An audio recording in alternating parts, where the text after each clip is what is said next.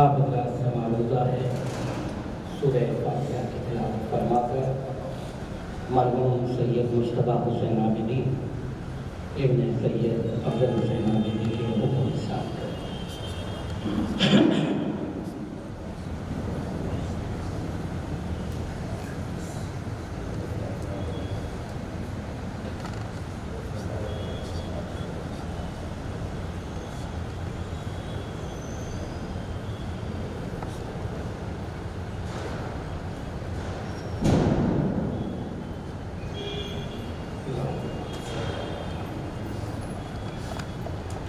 اعوذ باللہ من الشیطان الرجیم بسم اللہ الرحمن الرحیم الحمد للہ رب العالمین والصلاة والسلام علی اشرف الانبیاء والمرسلین خاتم النبیین مولانا ابوالقاسم محمد وعلى أهل بيته الطيبين الطاهرين المعصومين المظلومين ولعنة الله على أعدائهم أجمعين أما بعد فقد قال الله تبارك وتعالى في كتابه الحكيم بسم الله الرحمن الرحيم قل لا أسألكم عليه أجرا إلا المودة في القربى والسلوى۔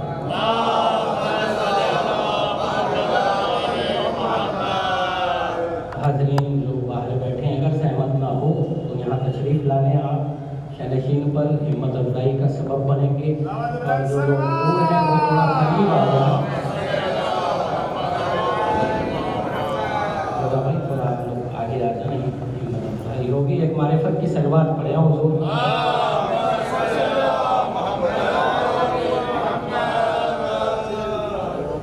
عزیزان محترم، قائم حسین خان نے، قائم حسین عابدی نے اپنے والد مرحوم مصطفیٰ حسین عابدی کی ایثار کے لیے ذکر محمد و آل محمد کا اہتمام کیا۔ میں سمجھتا ہوں اس سے بہتر نہ ذکر ہے نہ کوئی عظیم عبادت ہے۔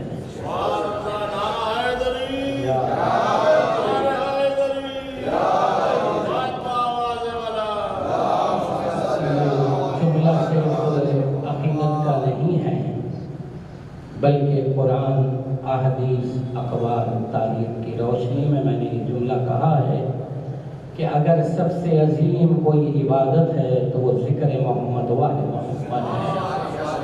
حقیقت ہے یہ۔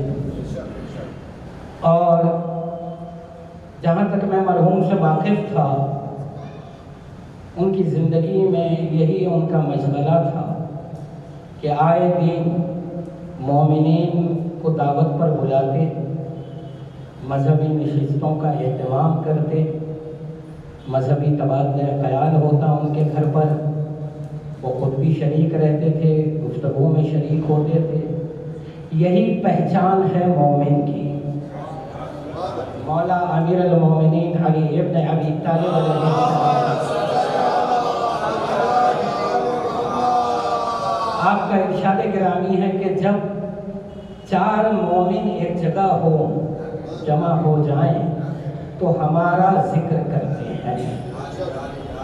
پھر مولا فرماتے ہیں کہ جب یہ مومنین ہمارے فضائل بیان کرتے ہیں، ہمارا ذکر کرتے ہیں تو ابلیس زخمی ہوتا جاتا ہے، اور یہ ذکر تیر کی مانند اسے چبھتا ہے، آنے والے نہیں ہیں۔ لیکن کیا شان ہے مومن کی کہ وہ بیٹھتے ہیں، حالانکہ کوئی خضوع و خشوع کے ساتھ نہیں، بس بیٹھے ہیں، ملاقات ہو گئی، ذکر علی کر لیا، عظیم عبادت ہو گئی، فرشتوں نے سلام کیا، اعمال نامے میں تمام تر بدیاں مٹا دی گئیں، نیکیاں لکھ دی گئیں۔ صلوات پڑھیں۔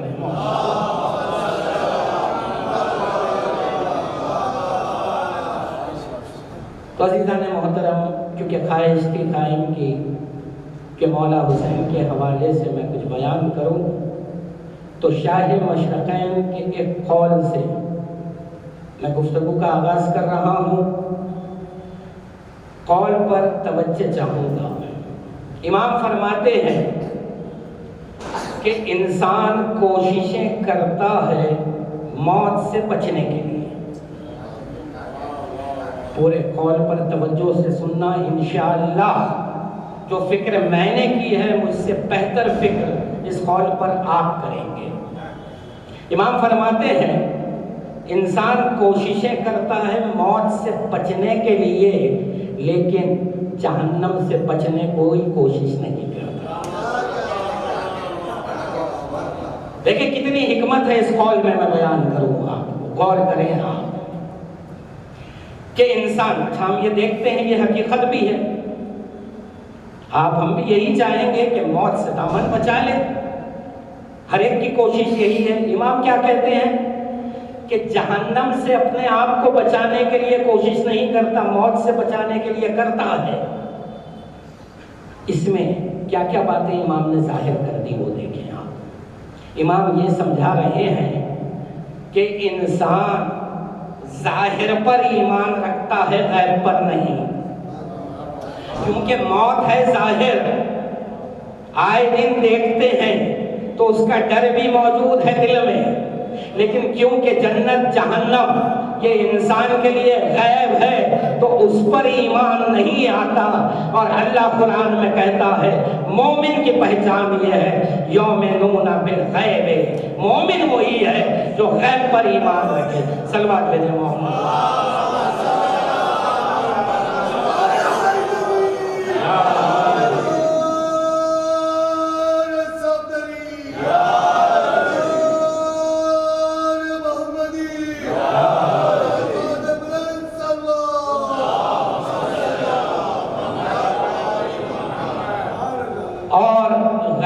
امام میں جو مومنین ہیں یعنی کہ آپ ہیں، ان کی شان تو چوتھے امام نے بیان کی ہے. کیوں؟ کیونکہ ہمارے لیے اللہ تو سبھی کے لیے غیب ہے، محشر کا میدان سبھی کے لیے غیب ہے، جنت اور جہنم کے مرحلے سبھی کے لیے غیب ہے. لیکن جو دور رسول میں تھے ان کے لیے رسول تھے سامنے، اہل بیت کے دور میں اہل بیت سامنے تھے. چوتھے امام تعریف کرتے ہیں اس زمانے کے مومنین کی، کیونکہ ہمارے لیے رسول بھی غیب ہے، علی بھی غیب ہے، لیکن ایمان کیسا ہے ہمارا. امام کہتے ہیں امام غیبت کی دور کے جو مومنین ہیں ان کا مرتبہ بدر کے شہیدوں سے افضل ہے. کیوں ہے؟ اس کا سبب بیان کیا.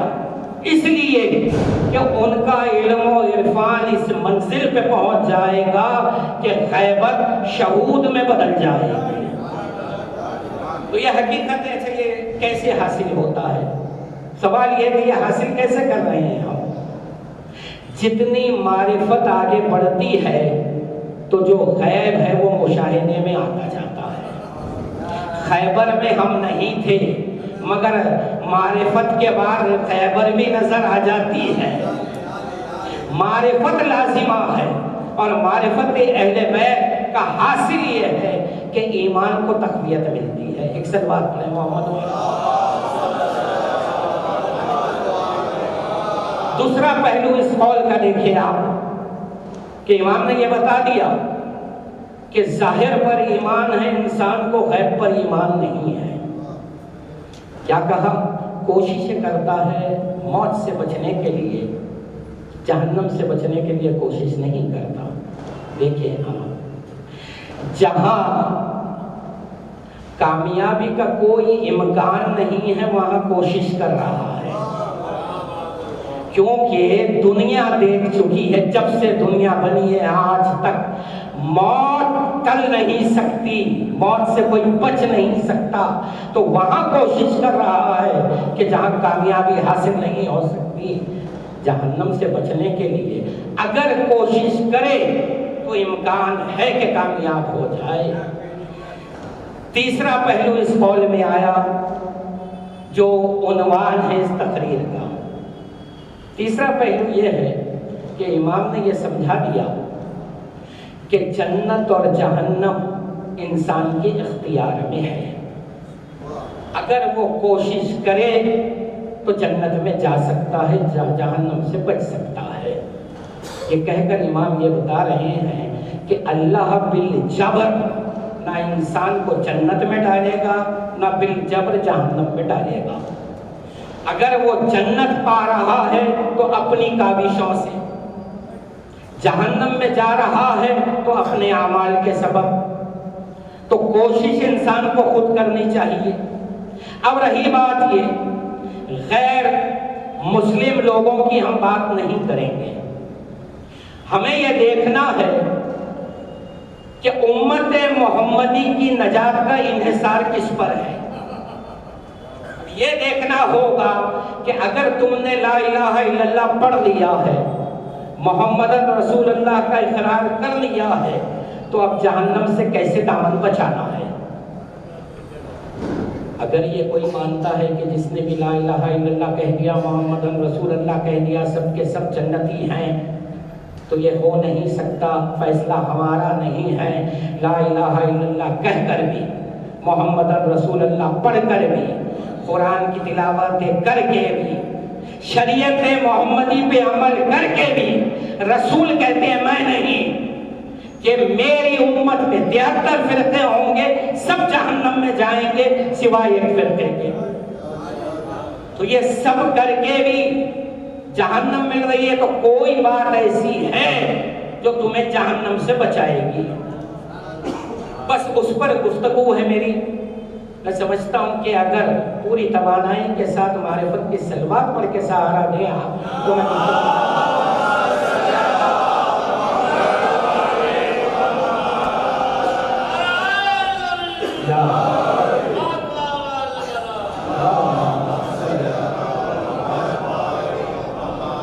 بھئی جہنم سے دامن کیسے بچائیں۔ اب ہم ہماری کتابوں کی بات نہیں کریں گے، غیر شیعہ مسلمانوں کی کتابوں کی بات نہیں کریں گے، کیونکہ اگر روایت پیش کرتے ہیں تو یہ ضعیف ہے، اس میں بحث ہو سکتی ہے۔ ہم بات کریں گے قرآن سے کہ قرآن نے کیا بتایا کہ جہنم سے دامن کیسے بچایا جاتا ہے۔ سورہ یاسین آیت نشان 60 اور 61، اللہ ارشاد فرماتا ہے الم احد الیکم یا بنی آدم اللہ تعبدوا الشیطان انہ لکم عدو مبین۔ اللہ کہتا ہے اے بنی آدم، یعنی سب سے بات کر رہا ہے اللہ، آپ سے، مجھ سے، سب سے، پوری امت سے کلام ہے اللہ کا۔ اے بنی آدم، تم نے مجھ سے عہد کیا، وعدہ کیا، کیا وعدہ کیا؟ لا تعبدوا الشیطان، شیطان کی اطاعت نہیں کرو گے، وَأَنِعْبُدُونِي، میری اطاعت کرو گے، ھذا صراط مستقیم، یہی صراط مستقیم ہے۔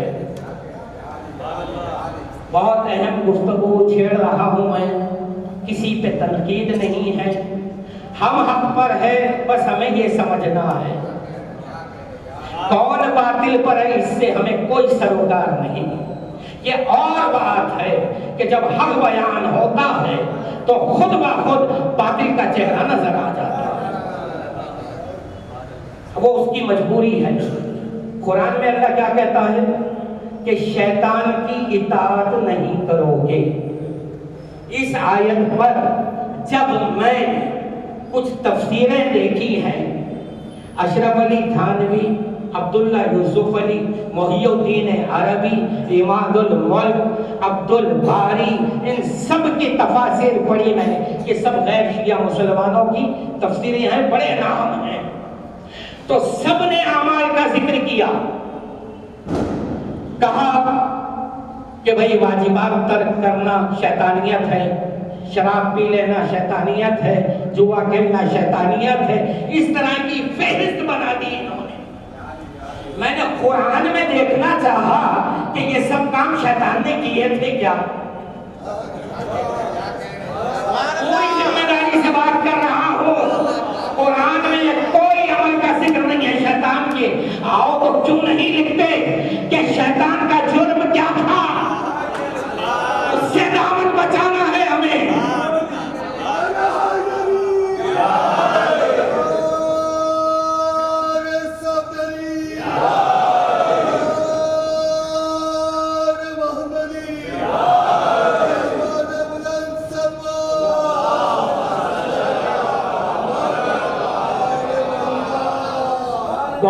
کبھی بات نہیں پہنچی ہے، پہنچانا ہے۔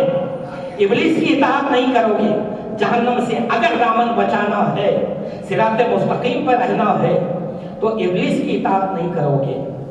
سوال یہ ہے، ابلیس کے ہر عمل کی بات اللہ کر رہا ہے کیا؟ اگر آپ کہیں گے ہر عمل کی بات ہے تو جتنی نمازیں اس نے پڑھی ہیں کائنات میں کسی بندے نے نہیں پڑھی آج تک، تو کیا اس نے نمازیں پڑھی تھی ہم اطاعت نہ کریں؟ نہیں۔ اب قرآن سے پوچھیں گے کہ وہ کون سا جرم ہے ابلیس کا کہ جس سے امت کو دامن بچانا ہے؟ ایک واقعہ نوجوانوں کے لیے بتا رہا ہوں، بزرگ بھی جو ہیں استفادہ کریں، کہ یقیناً آپ سب قرآن پڑھتے ہیں، یقین ہے مجھے، کیونکہ علی کی منقبت ہے قرآن، یقین یہ ایسے ہی نہیں ہے، میرے جملے ایسے نہیں رہتے ہیں، پوری تحقیق کے بعد یہ جملہ کہہ رہا ہوں۔ قرآن علی کا قصیدہ ہے، منقبت ہے، پوری ذمہ داری سے۔ جب آپ پڑھیں تو سورہ سواد 38واں سورہ قرآن حکیم کا، اس کی 8 آیتیں 71 سے 78 تک، 71 سے 78 تک ضرور پڑھیں آپ، جب فرصت ملے ترجمے کے ساتھ اسے پڑھیں، آپ کو فخر ہوگا شیعہ ہونے پر۔ اللہ نے واقعات میں ابلیس کا بیان کیا ہے، لیکن اصل دین کیا ہے ان 8 آیتوں میں بیان کر دیا۔ آئیے ہم دیکھتے ہیں کہ ابلیس کا جرم کیا تھا جس سے دامن بچانا ہے۔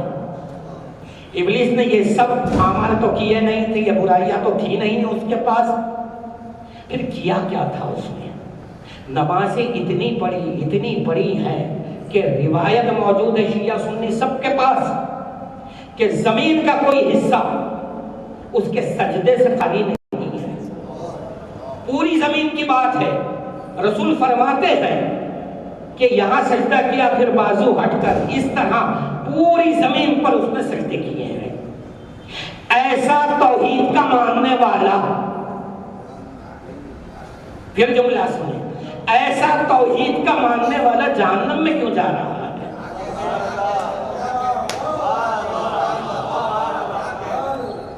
ایسا عبادت گزار جہنم میں کیوں جا رہا ہے؟ اتنے سجدے کرنے کے بعد اللہ اس کی حقیقت کو عیاں کرنا چاہتا تھا، اس نے کہا ایک سجدہ آدم کو کرنے، جیسے ہی کہا اس نے انکار کیا۔ 5ویں امام سے سوال ہے، فرزند رسول کہ سجدہ کون سا تھا؟ آپ توجہ، اکثر لوگ یہ سمجھتے ہیں کہ یہ بھی اللہ ہی کے لیے سجدہ تھا، غلط ہے۔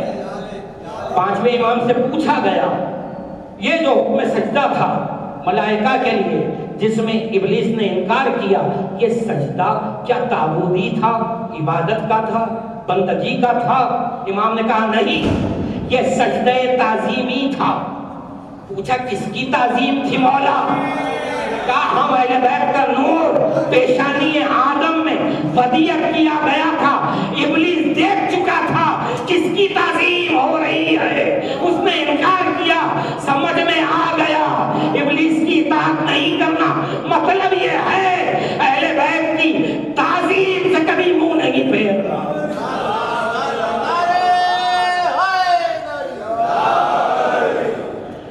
نہیں، لوگوں کا خیال ہے نہیں یہ سجدہ اللہ کے حکم سے تھا، اللہ ہی کے لیے تھا، غلط ہے بالکل۔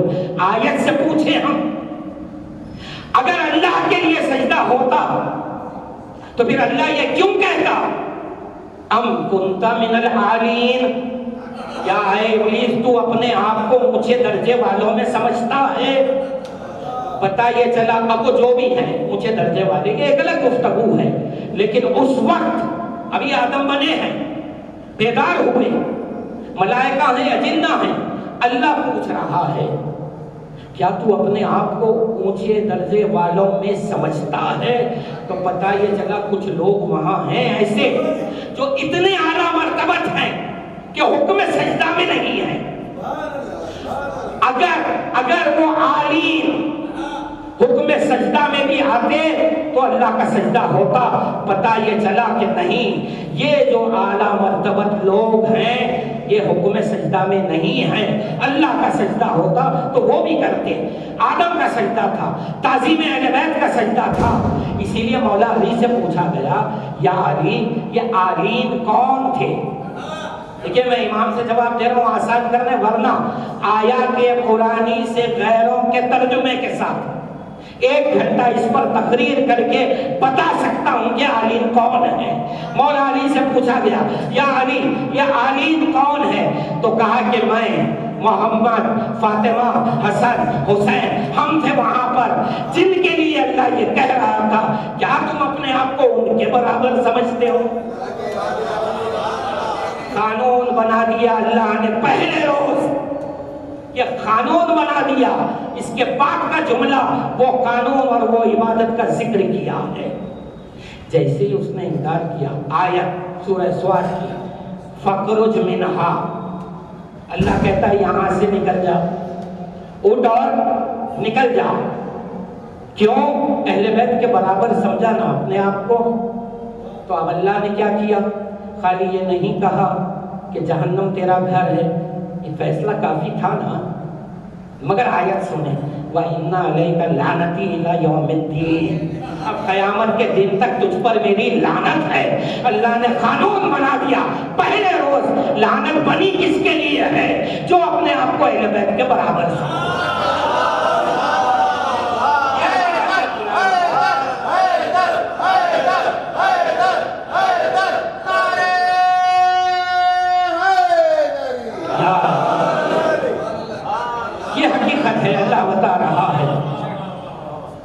खैर दौरान गुफ्तगू एक जुमला आया है, वजाहत कर दूं, बहुत सौ तक बात पहुंच जाएगी, बहुत लोग नहीं समझेंगे, मिंबर पे वजाहत नहीं करनी है।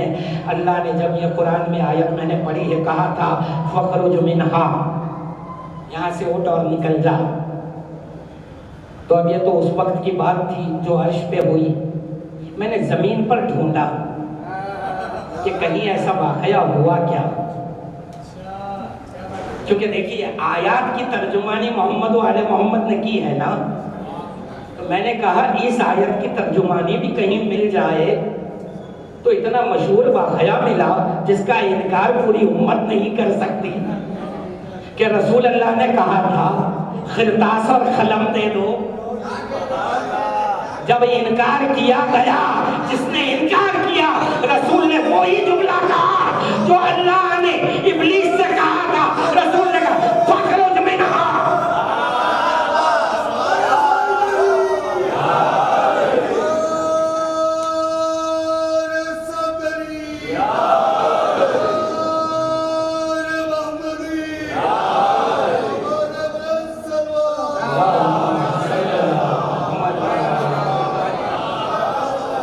ये हकीकत है कुरान की।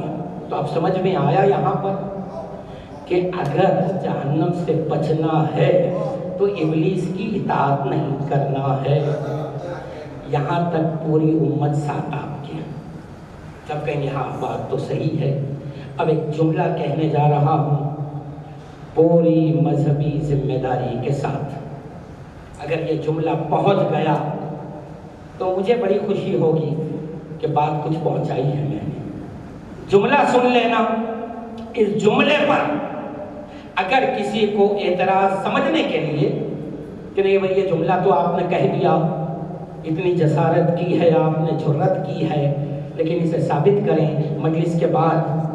मैं तैयार हूँ कि आए मेरे साथ बैठें, कुरान सामने रखें, ये जुमला साबित करके रहूँगा। जुमला सुन लें आप। वैसे तमीज़ तो बयान कर दी थी मैंने। जुमला ये है कि अल्लाह को मानना बड़ी बात नहीं है। बहुत तवज्जो आसिफ भाई। अल्लाह को मानना कोई बड़ी बात नहीं है अल्लाह के लिए। फिर जुमला सुने, अल्लाह को मानना नजात नहीं दिलाता। फिर सुने, अल्लाह को मान लेने से आप नाजी नहीं होंगे, बल्कि अल्लाह जिनको मनवाना चाहता है उन्हें मानने पर नजात है। पूरी मजहबी ذمہ داری سے یہ جملہ کہہ رہا ہوں۔ اللہ کو مان لینے سے نجات نہیں ہے، حال یہ ہے محمد رسول اللہ کہنے پر بھی نجات نہیں ہے۔ جب تک تم کلمے میں علی ولی اللہ کا اقرار نہیں کرو گے جا ہی نہیں سکتے جنت۔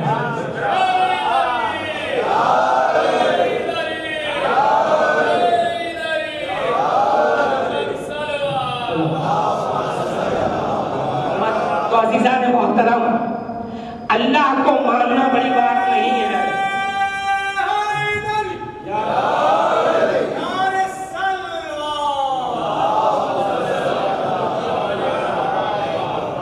اللہ جنہیں منوانا چاہتا ہے انہیں ماننے پر اس امت کی نجات ہے۔ اب یہاں تک تو بات ہو گئی، تو پتہ یہ چلا ازرو قرآن کسے ماننا ہے بھائی؟ آلین کو۔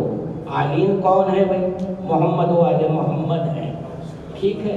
یہاں تک جب تبصرہ علمی ہو جاتا ہے تو ہر کوئی شامل ہو کے کہتا ہے ہم بھی مانتے ہیں اہل بیت کو۔ یہاں سے اصل گفتگو کا آغاز ہے حضور، ہم بھی مانتے ہیں، اور فردن فردن سب کے پاس معیار معرفت محمد و آل محمد کا یقیناً الگ رہے گا۔ ایک معیار کی معرفت تو سب کے پاس نہیں ہوتی، بھئی آپ کچھ زیادہ جانتے ہیں میں کم جانتا ہوں گا، لیکن معرفت لازمی ہے۔ وہ کون سی بنیادی معرفت ہے اہل بیت کے بارے میں جو جاننا ضروری ہے، ماننا ضروری ہے، ورنہ ایسے تو امت محمدی کے تمام فرقے یہی کہتے ہیں ارے ہم بھی علی کو مانتے ہیں بھائی اللہ کا ولی ہے، ہم بھی حسین کو مانتے ہیں، ہم بھی حسن کو مانتے ہیں، تو پھر ماننے میں فرق کیا ہے؟ سنیں، ہاں ہم شیعان حیدر کرار محمد و آل محمد کو، ان 14 نفوس کو معصوم مانتے ہیں، باقی 72 فرقے نہیں مانتے۔ یہ ہے بنیادی فرق۔ کس کے کہنے پہ مانتے ہیں؟ کیا یہ ہمارا جذبہ عقیدت ہے کہ ہم نے 14 کو معصوم مان لیا؟ نہیں، اللہ نے انہیں ایسے ہی منوایا ہے۔ سورہ احزاب کی آیت 33 جسے آیت تطہیر کہتے ہیں، اللہ کہتا ہے انما یرید اللہ لیذھب عنکم الرجس اہل البیت ویطہرکم تطہیرا۔ اللہ کہتا ہے کہ اللہ نے ارادہ کر دیا اے اہل بیت تم سے رجس کو دور رکھے گا۔ آج ان ذہنوں تک نوجوانوں کے کہ جو عقیدے میں شیعہ بھی ہیں، دل و جان سے ماتم بھی کرتے ہیں، لیکن ایک سوال اکثر جب آتا ہے محفل میں، تجربے سے ہم گزرے ہیں کیونکہ ہم عوام میں رہتے ہیں تو عوام کو جانتے ہیں، جب پوچھا جاتا ہے معصوم کسے کہتے ہیں تو اکثر جواب اطمینان بخش نہیں ملا۔ آؤ بتاؤ آپ کو امام کے قول سے، قرآن کی آیت سے کہ معصوم کسے کہتے ہیں، اور پھر اسی معیار پر اہل بیت کو ماننا ہے۔ اگر اس میں کمی کی آپ نے تو آپ نے اہل بیت کو نہیں مانا۔ معصوم کسے کہتے ہیں؟ آیت کیا کہہ رہی ہے؟ اہل بیت سے رجس کو دور رکھا۔ تو یہ کیا چیز دور ہے بھائی؟ تو تمام مترجمین نے صرف ایک ہی لفظ لکھا، کہا رجس سے مراد ہے نجاست، تو نجاست ان سے دور ہے۔ کون سی نجاست کی بات ہو رہی ہے؟ رجس لفظ کو اگر آپ پڑھیں گے لغت میں تو کتنی چیزیں ان سے دور ہے وہ سنیں آپ۔ نجاست یعنی یہ مادی نجاست، یہ ان سے دور ہے، ان کے وجود میں بھی نجاست نہیں ہے، نہیں پہنچے۔ خون ہمارے پاس بھی ہے، خون ان کے پاس بھی ہے، ان کا خون پاک ہے، آیت تطہیر کہہ رہی ہے۔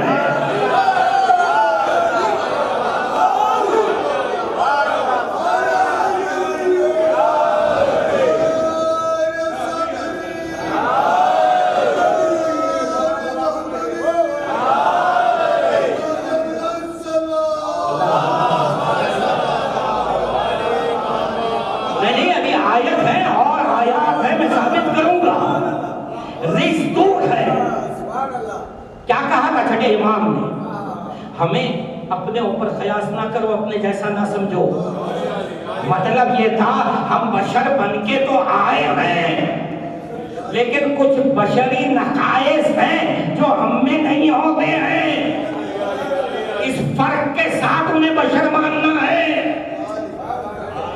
رزق دور ہے تو نجاست ان سے دور۔ ضرب لگے گی ہمیں تو خون نکلے گا، انہیں بھی ضرب لگے گی تو خون نکلے گا، فرق یہ رہے گا ہمارا خون نجیس ہے، ان کا خون پاک رہے گا۔ اس بات کو سمجھنا ہے، اسے معصوم کہتے ہیں۔ رزق کے اور معنی جو لغت بیان کر رہی ہے کہ جھوٹ نہیں ہے ان کے پاس۔ اب جھوٹ کی نفی کا اللہ نے نفی کی، میں نہیں کر رہا ہوں۔ رزق نہیں ہے مطلب کیا ہے؟ نجاست نہیں ہے، تو سر تا قدم پاک ہی پاک ہیں آپ۔ جھوٹ نہیں ہے، کذب نہیں ہے ان کے پاس، تو اس کی ضد کیا ہے؟ صدق ہی صدق ہے، سر تا قدم صادقین ہے یہ۔ بدی نہیں ہے تو بدی کی ضد ہے نیکی، حسنات۔ تو یہ تعارف آیت تطہیر میں اللہ نے دے دیا۔ آؤ ذرا، ہر خون ایک جیسا ہوتا ہے کیا؟ قرآن سے پوچھیں گے۔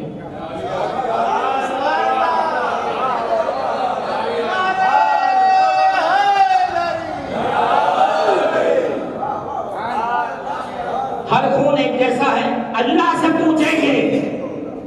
سورہ بقرہ آیت نشان 28 29 30 پڑھتے جائیں، واقعہ سب جانتے ہیں، میں صرف ایک لفظ سے استفادہ کر رہا ہوں۔ جب اللہ نے یہ کہا کہ میں زمین پہ خلیفہ بنا رہا ہوں، ان جاہلون فی الارض خلیفہ، فرشتوں نے کیا کہا؟ کسے بناتا ہے؟ یسفک الدماء، یہ لوگ خون بہائیں گے۔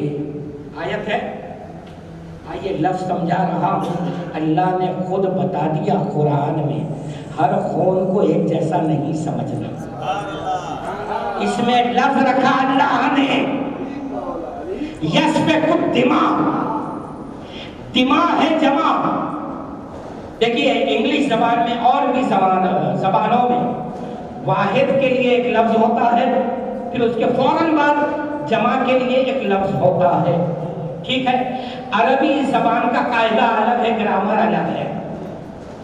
ایک کے لیے ایک لفظ، پھر دو کے لیے ایک لفظ، پھر تین یا تین سے جمع کے لیے الگ لفظ، ٹھیک ہے؟ ایک کے لیے شہادت، ایک گواہی شہادت، دو گواہیاں تو شہادات نہیں کہیں گے، شہادتین، دو گواہیاں، تین یا تین سے زیادہ گواہیاں ہوں تو شہادات، ٹھیک ہے؟ یہ عربی زبان ہے۔ اب یہاں لفظ آیا دماء، عربی میں خون کو کہتے ہیں دم، دم ہوا واحد۔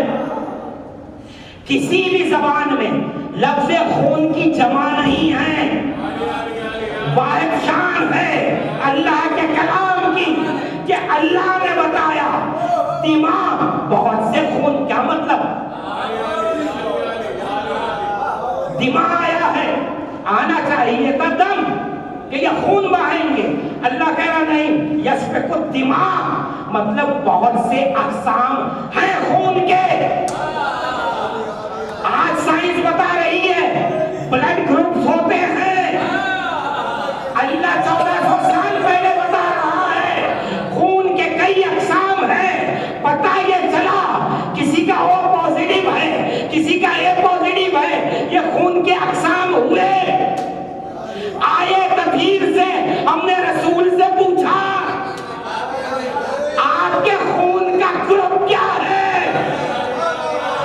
پانچویں امام نے بتایا ہمارے جب کے خون کے بارے میں کیا پوچھتے ہو؟ جس کے پسینے سے انبیاء بنے۔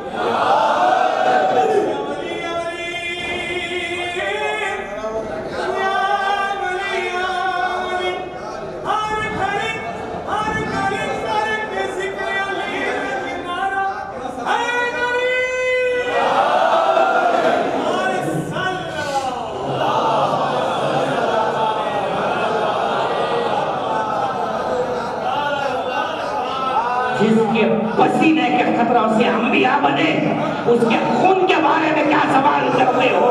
اللہ تو بتا چکا سب کا خون ایک جیسا نہیں ہے۔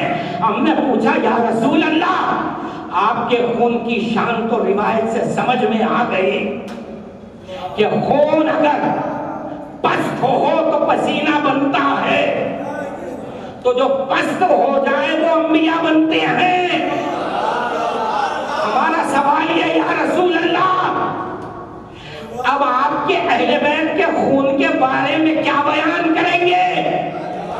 کیونکہ امت نے تو صرف رسول کے خون کے بارے میں یہ سنا کہ پسینے سے انبیاء بنے۔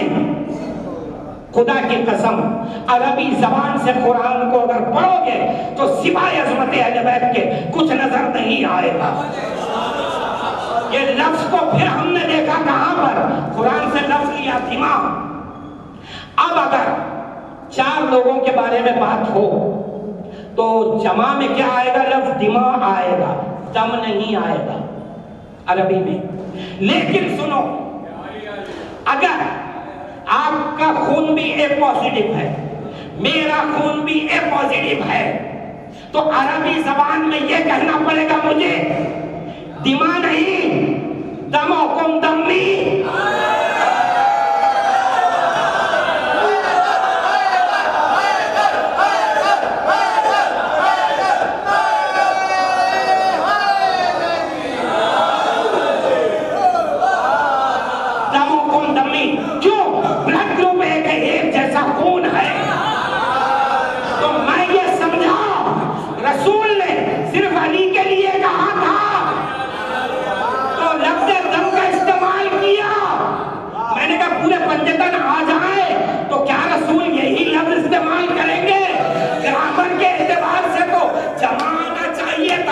حدیث کے ساتھ جا کر گھر میں پڑھو کیا کہا رسول نے، آزا اہل بیتی، یہ میرے اہل بیت ہیں، دماغکم نہیں کہا، دموہم دمی، یہ سب کا خون میرا خون ہے۔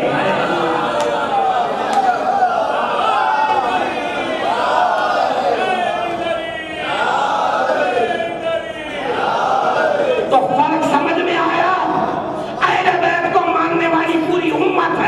دعویٰ کر رہی ہے نہیں، ہم ایسے مانتے ہیں جو اس معیار پر مانے وہ ناجی ہوتا ہے، جو اس معیار پر 14 کو معصوم مانے اس کی نجات ہے۔ اللہ خود کو منوانا نہیں چاہتا، تمہارے ماننے نہیں ماننے سے اس کی ذات میں کیا فرق پڑے گا؟ حدیث موجود ہے، مولا علی ارشاد فرماتے ہیں تمام خلق مل کر اگر اس کی نافرمانی کرے تو اس کا کوئی نقصان نہیں، تمام خلق مل کر اس کی عبادت کرے تو اس کا کوئی فائدہ نہیں۔ اللہ کائنات کیوں بنائی؟ کیا محمد و آل محمد کے لیے۔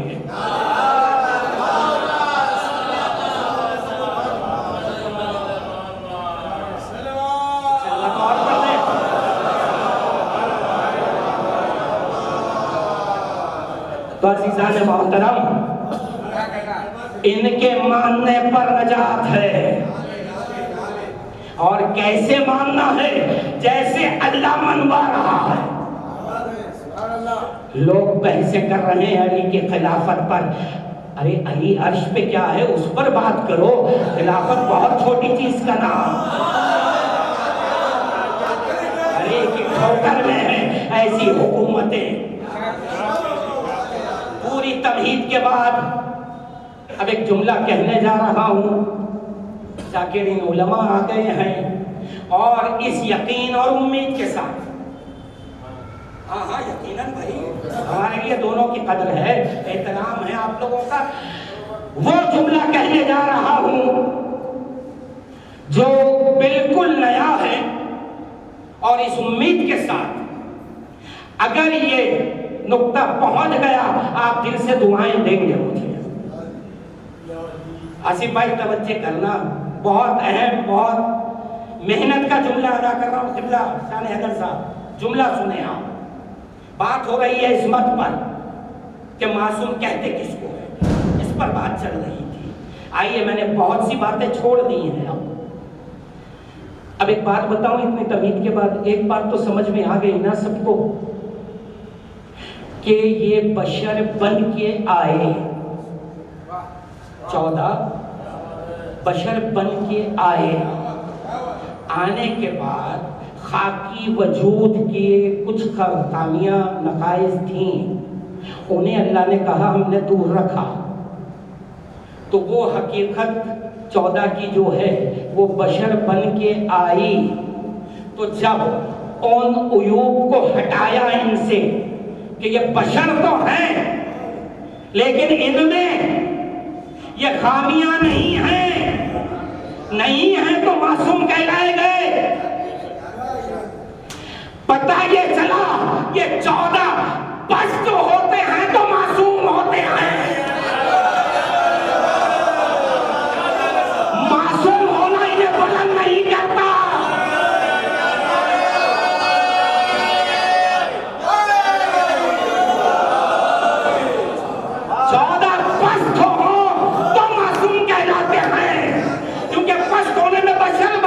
بشری تقاضے آئے، اللہ نے کہا انما یرید اللہ لیذھب عنکم الرجس، رجس کو ہٹایا.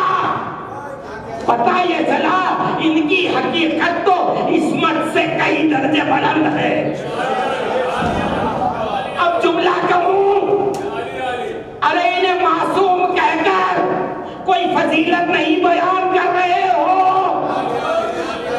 14 وہ ہیں خود معصوم نہیں، جب جسے چاہے معصوم بنا دے.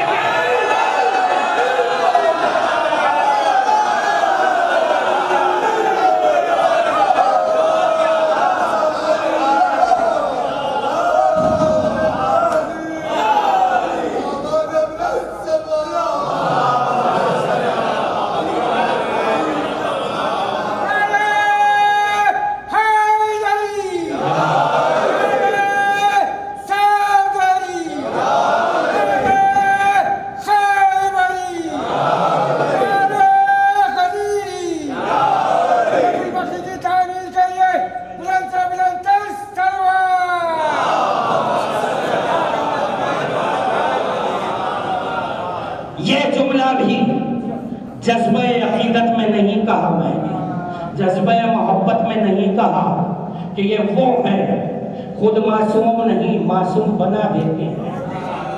دلیل چاہیے نا. سنو، جناب فضہ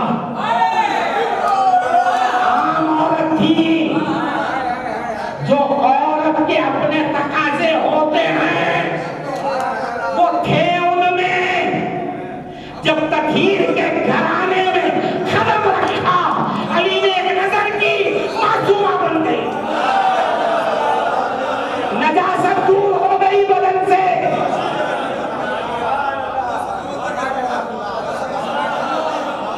جی علی کے گھر میں قدم رکھا، یہ تطہیر کا گھرانہ ہے. جب تک ظاہر تھی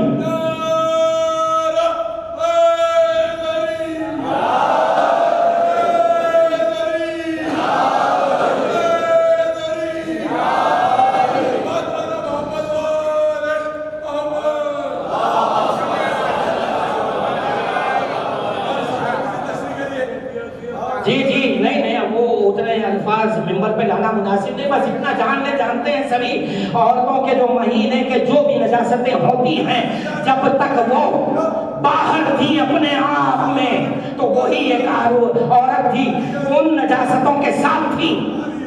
لیکن جب در سیدہ پر آئی، مولا کے گھر میں آ گئی، وہ نجاست ان سے دور ہو گئی.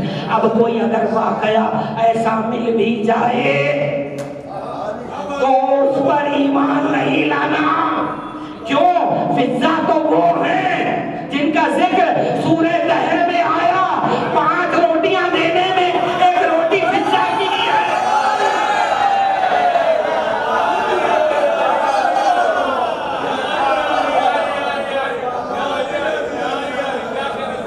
یہ وہ ہیں جو معصوم بنا دیتے ہیں. آپ کربلا کئی بار سنیں. یہ جو اب میں فکر بیان کر رہا ہوں یہ میری ذاتی نہیں ہے, مرحوم علامہ مظفر عباس تانسوی نے اس کی تشریح کی تھی. منبر پہ انصاف یہی ہے کہ جس کی فکر ہو اس کا نام لیا جائے. انہوں نے یہ بیان کیا تھا کہ 7 محرم کو پانی بند ہوا تو کیا سمجھتے ہیں آپ, 3 روز تک آل نبی کو ہٹا دیں, بنی ہاشم کو ہٹا دیں, باقی جو انصار تھے ان کے لیے بھی تو پانی نہیں تھا. تو 3 روز تک جو بشری تقاضے ہیں کہ صبح کہیں جانا ہے بیت الخلا, 72 نہیں گئے, کیا ہوا تھا؟ امام حسین نے ایک نگاہ امامت ڈالی, سب کو معصوم بنا ڈالا.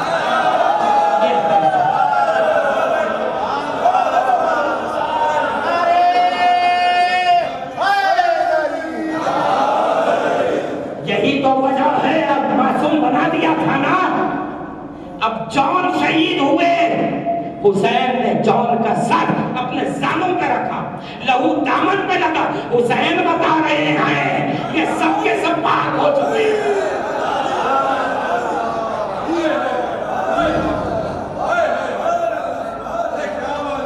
یہ ہے خون کی عظمت,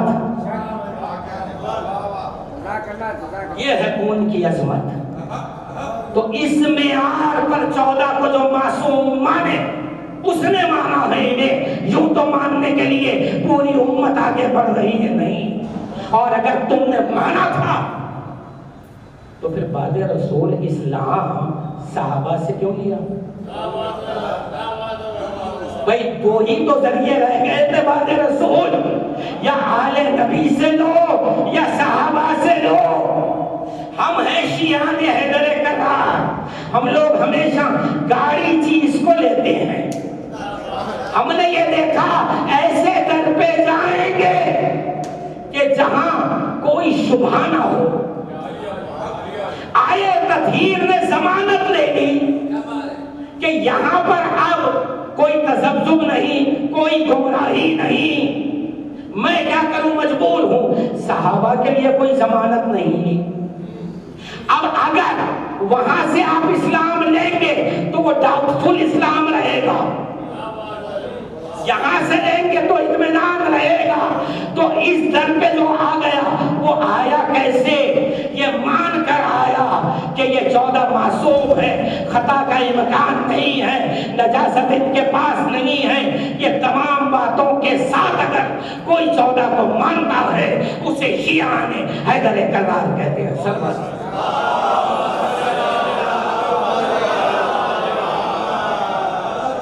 آگے جس آیت سے آغاز کیا تھا میں نے گفتگو کا وہیں آتا ہوں.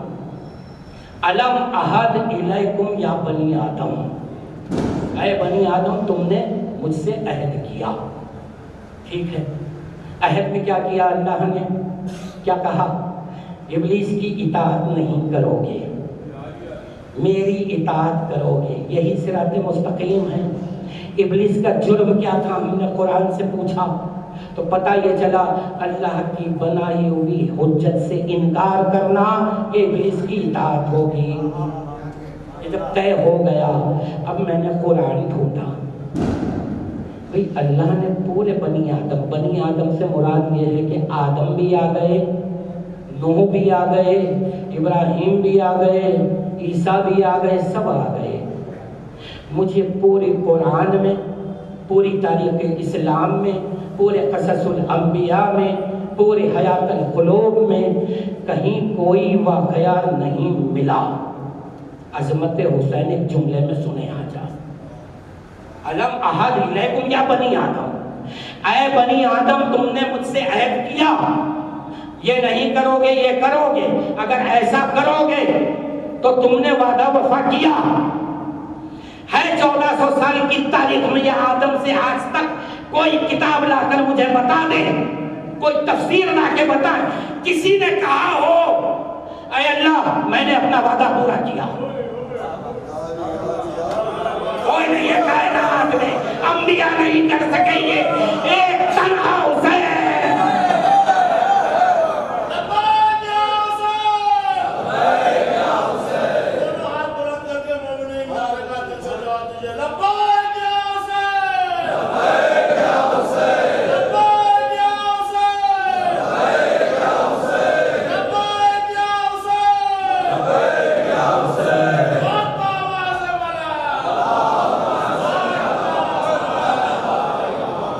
وہی نہیں بتا سکتے کسی نبی نے کہا ہو اے اللہ میں نے اپنا وعدہ پورا کیا، کوئی نہیں کہہ سکتا، کوئی نہیں۔ اس میں ہمت ہے اللہ سے یہ جملہ کہنے کی؟ چلے اس جملے کی بات تو رہ گئی، اس کے بعد کا جملہ بہت اہم ہے۔ اوفے بعہدک، قد اوفے بعہدک، اے اللہ میں نے اپنا عہد پورا کیا ہے، اب تو اپنا وعدہ پورا کر۔ اللہ سے یہ کہنا اس لہجے میں کہ ایک معاہدہ ہوا تھا تیرے میرے بیچ، میں تو وعدہ وفا کر چکا، اب تو اپنا وعدہ وفا کر۔ آج آپ سنیں گے کہ حسین کا وعدہ معاہدہ کیا تھا اللہ سے؟ یہ تو ظاہر ہے کہ حسین کا وعدہ کیا تھا؟ وہ یہ تھا کہ تیرے دین کو بچا لوں گا۔ بچا چکے حسین، تنا ہے، زخمی ہیں، ابھی لشکر دور ہے، ایسے میں حسین اللہ سے منزل لقاء میں کلام کر رہے ہیں کہ میں نے اپنا وعدہ پورا کیا، اب تو اپنا وعدہ پورا کر۔ چھٹے امام سے لوگوں نے پوچھا فرزند رسول یہ آپ کے جد حسین نے اللہ سے یہ جو کہا کہ میں نے اپنا وعدہ پورا کیا ہے، اب تو اپنا وعدہ پورا کر، اللہ کا کیا وعدہ تھا؟ سنیں گے آپ، اس کے بعد سمجھ میں آئے گا حسین پر خون بہانا کوئی اہمیت کی بات نہیں ہے۔ قربان ہو جائے یہ عزادار حسین پر۔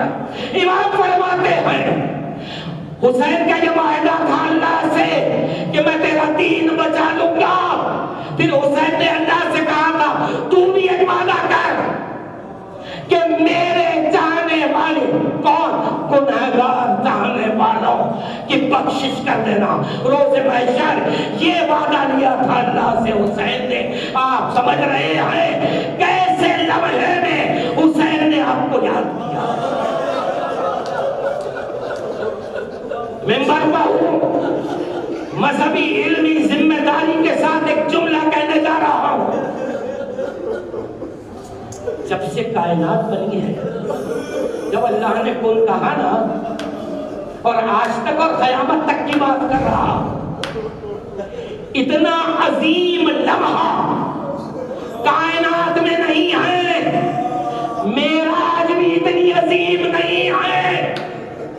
یہ ہے سورہ طٰہٰ کی آیت کی روشنی میں اللہ کہتا ہے جب منزل بلا میں کوئی بندہ آتا ہے اس منزل پہ تو منزل بخا میں اللہ اس سے کلام کرتا ہے۔ یہ شرف تنہا حسین کا ہے کہ یوم عاشوراء عصر تنگ کے وقت وہ لمحہ کائنات کا ایسا تھا کہ بس حسین ہے، اللہ ہے، حسین کے لیے اور کوئی نہیں، اللہ کے لیے سوائے حسین کے اب کچھ نہیں۔ یہ وہ منزل ہے نا حسین کی، اس منزل میں حسین آپ کو یاد کر رہے ہیں۔ اللہ اکبر۔ ایک واقعہ ملتا ہے کہ آپ گھوڑے پر بلند تھے، ابھی زخمی ہیں، لیکن آپ کا روح جلال ایسا تھا، آپ کی ہیبت ایسی تھی، فوجیں دور ہیں ابھی۔ آپ نے حسین کی سقائی سنی ہے نا، راہب کو بیٹے دے دیے، آؤ کربلا کی سقائی سنو۔ گھوڑے پہ بلند ہے، خاموش ہے، ہم تو ثنائے باری کر رہے ہیں، ایسے میں ایک آواز آئی السلام علیکہ۔ آپ پلٹے، سلام کا جواب دیا، کہا کیا بات ہے، کون ہو تم؟ کہا آقا حسین میرا بیٹا کوفے کی قید میں ہے، اسے چھڑانے کے لیے حاکم 10,000 دینار مانگتا ہے۔ میں کہوں مانگنے والا غلط نہیں ہے، حسین کا عارف تھا، جانتا تھا اس حال میں بھی حسین کرم کریں گے۔ گھوڑے سے اترے، ایک روایت ملتی ہے کہ قیمے میں گئے، ایک قیمتی شال لائی آپ نے، لا کر اس سے کہا جا اسے شام کے بازار میں بیچ دے، 20,000 دینار ملیں گے، 10,000 سے بچے کو رہا کر لے، باقی 10,000 قصبے معاش میں کام میں ڈالے. اس نے یہ دیکھا عمل حسین کا. اب ایک جملہ کہا انت الحق، حق تمہیں ہو حسین، اب کوئی حق نہیں کائنات میں. اب میرا بیٹا کوفے کی قید میں مر جائے پرواہ نہیں ہے، مجھے اجازت دیجیے میں آپ سے قربان ہو جاؤں. حسین نے پہلے منع کیا، اس نے اصرار کیا، اس نے اجازت دی، لشکر میں حملہ کیا، وہ بھی شہید ہوا. بس ایک جملے پر مسائل تمام کروں، مجلس تمام کروں. ایک سلام زیارات کے دور ہم نے یہ پڑھا تھا، قبلہ واقف ہوں گے کہ مولا حسین کو کسی نے ایسے سلام کیا ہے. اللہ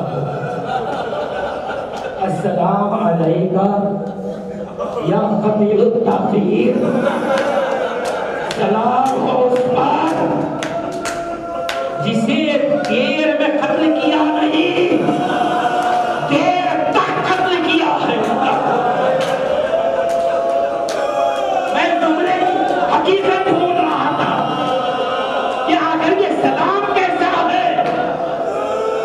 السلام علیکم یا قتیل التاخیر، سلام ہو اس پر آپ پر کہ جسے دیر تک قتل کیا گیا.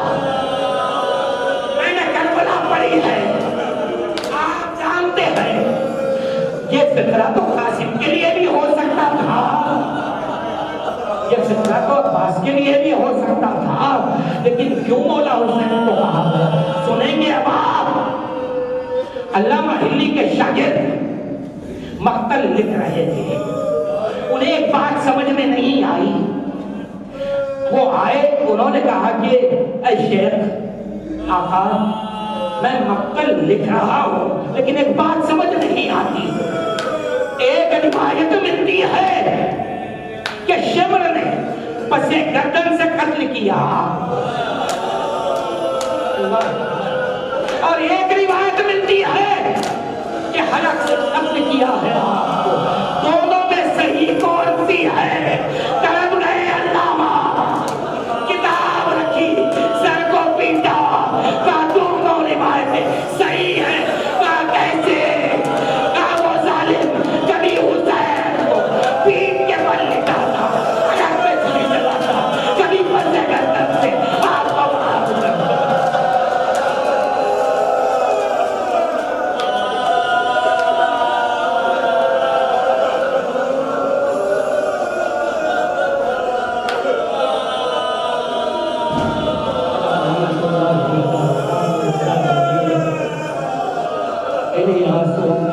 میں ایک بار سورہ فاتحہ کی تلاوت کر کے سید مصطفیٰ حسین ابن سید افضل حسین کی روح کو احسان کرے.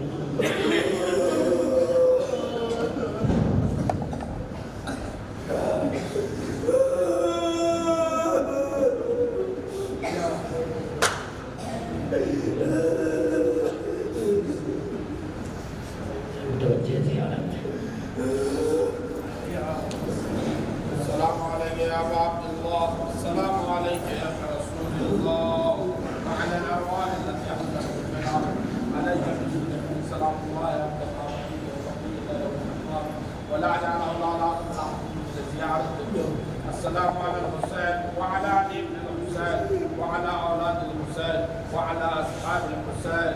السلام عليك يا أبا الفضيل عباس يا ابن أمير المؤمنين جميع ورحمة الله وبركاته. السلام عليك يا غريب القربى. السلام عليك من الجوفان سلطان يا أبا الحسن يا رب سرنا. السلام عليكم ورحمة الله وبركاته. السلام عليكم وعلى صاحب الزمان. السلام عليك يا شيخ القرآن. حجل الله تعالى ورجع الله تعالى ما رجع. السلام عليكم ورحمة الله وبركاته.